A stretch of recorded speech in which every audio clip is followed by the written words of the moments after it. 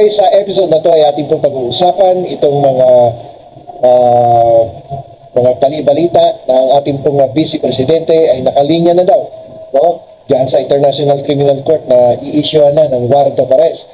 At ayon mismo kay Vice President Sara Duterte ay alam niya na siya ay nasa listahan na ng International Criminal Court na anytime na ay pwedeng arrestuin sa bisa ng isang warrant of arrest diyan sa The Hague, Netherlands. At ang katanungan ngayon dito ay pwede bang arestuhin ng International Criminal Court ang isang sitting vice president ng isang bansa? Sapagat ayon sa ating saligang batas, sinasabi sa Article 11, Section 2, na ang mga impeachable officials ay pwede lamang alisin sa kanilang posisyon at pagbawalan ng humawak ng kahit anong pwesto sa ating pamahalaan sa pamamagitan ng pagsasampa ng reklamong impeachment sa House of Representatives, at kung matatapos ang pagdinig doon sa Senado at mapapatunayan siya ay nagkasala sa ilalim ng ating saligang batas, ay aalisin siya sa kanyang katungkulan at hindi napapayagan pang humawak ng kahit anong pwesto sa mga darating na panahon. Kahit anong pwesto, maski janitor yan o Vice President o Presidente, siya ay prohibited na, no, to occupy any government position. So, kaya nga lamang sinasabi ng Article 27 ng Rome Statute na ang immunity ng mga opisyales ng pamahalaan o anumang bansa yan ay tinatanggal sa ilalim ng Artikulo 27 ng Rome Statute. At kung sila ay nakagawa ng mga kasalanan, no, particularly itong 4 core, no, crimes na sinasabi diyan sa Rome Statute, katulad ng genocide, war crimes, crimes against humanity, ito yung reklamo kay Vice President Sara Duterte. Kung yan ang reklamo sa kanya, ay walang immunity ang Vice Presidente o kung sino mang opisyales ng ating pamahalaan. At siya ay pwedeng arestuhin, no, dito sa ating bansa.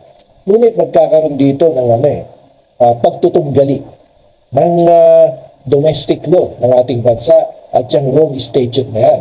Sapagat dito nga sa ating bansa, sa ilalim ng ating saligang batas, na ang Vice Presidente ay pwede lamang na matanggal sa kanyang posisyon sa pamamagitan ng isang impeachment complaint, and if convicted ay tanggal, but not through the filing of a criminal complaint in court. Hindi sa pamamagitan ng isang reklamong kriminal ang karakter, sapagkat mahigpit na sinasabi ng saligang batas na ang Vice Presidente ay pwede lamang maalis sa kanyang katungkulan sa pamamagitan ng isang impeachment complaint, and if convicted, tanggal, but not through the filing of a criminal complaint. At kung napatunayan, tatanggalin mo. Hindi po pwede kung criminal complaint, impeachment lamang. Kaya nga lamang itong sinasabing provision na to sa ating saligang batas ay pwedeng makipagtunggali, no, sa ilalim ng Article 27 ng Rome Statute. Kaya kapag inisyo ang warrant of arrest, pwedeng dalhin ang ating Vice Presidente doon sa The Hague, Netherlands, upang doon ay umatin ng mga pagdinig sa mga reklamong isinampalaban sa kanya, particularly yung crimes against humanity. Ngunit ito kasing International Criminal Court ay wala naman talagang enforcement power, no, para ipatupad ang isang warrant of arrest. Kung hindi makikipagtulungan ang ating pamahalaan, ay mahihirapan silang ipatupad ang isang warrant of arrest na inilabas laban sa kasalukuyang Vice Presidente. So magkakaroon dito ng very complex situation. Pwede bang arestuhin, no? At paano mangyayari doon sa umiiral na saligang batas?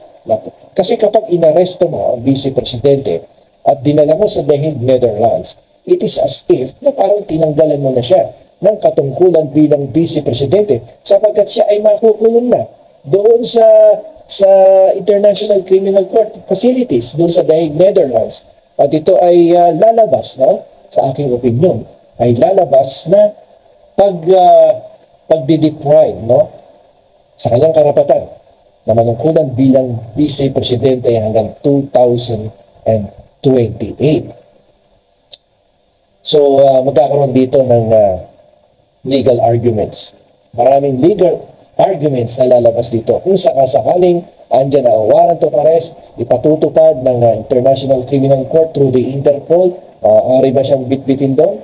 At doon ay ikulong sa Netherlands, considering the fact that she is the sitting Vice President of the Republic of the Philippines.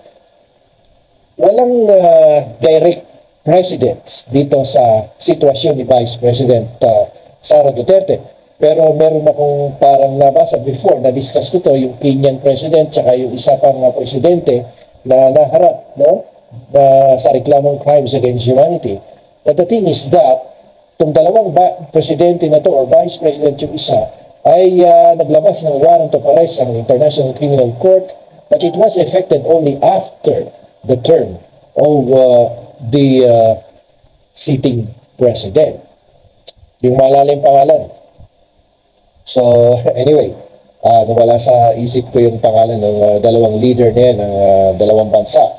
Alam ko, yung isa sa Kenya, parehong African countries to, no?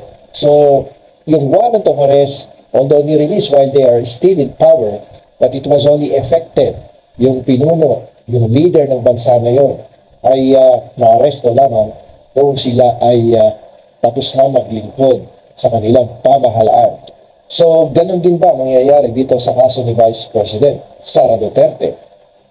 Iintayin bang matapos muna ang kanyang term bilang Vice President at unahin na magkaroon ng pagdinig dyan sa ating Senado at siya ay makumbik, no, sa ilalim ng isang impeachment complaint na ipinay doon sa House of Representatives, o siya ba ay dadamputin agad-agad ng International Criminal Court at doon ay humarap sa hukuman at umattend ng mga pagdinig at hintayin ang desisyon ng International Criminal Court. Kung gano'n ang mangyayari ay pwedeng lalabas na parang tinanggal mo na din siya sa kanyang posisyon bilang Vice Presidente at wag nang tapusin ang kanyang term bilang Vice President ng Republika ng Pilipinas, sapagkat kapag dinala mo yan doon sa The Hague, Netherlands, ay hindi na makakapag-perform yan ang kanyang katungkulan bilang pangalawang Pangulo ng Pilipinas. It is good as if she has already been removed from office the moment ICC effected the warrant of arrest. So, anong mangingibabaw dito? So, as I said earlier, maraming lalabas na mga legal arguments dito sapagkat pwedeng mangibabaw o probisyon ng ating saligang batas na proteksyonan ang sitting Vice President at huwag hayaang dalhin sa The Hague, Netherlands upang doon ay harapin ang mga kaso, ang mga reklamong isinampalaban sa kanya for crimes against humanity. O pababayaan ba natin? Makikipag-cooperate ba ang Marcos administration sa International Police, sa International Criminal Court upang itong ating Vice Presidente ay arestuhin at panagutin sa mga reklamong ibinibintang sa kanya for crimes against humanity.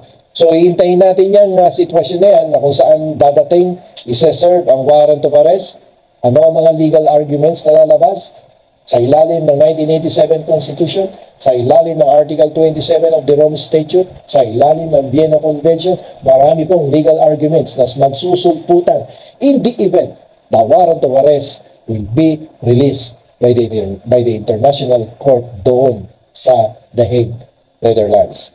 At bago tayo matapos, gusto ko lang pong ipabatid sa lahat na ito pong aking sinasabi ay sarili kong opinion at ayon sa aking pagkakaintindi at interpretasyon ng saligang batas at ng The Rome Statute.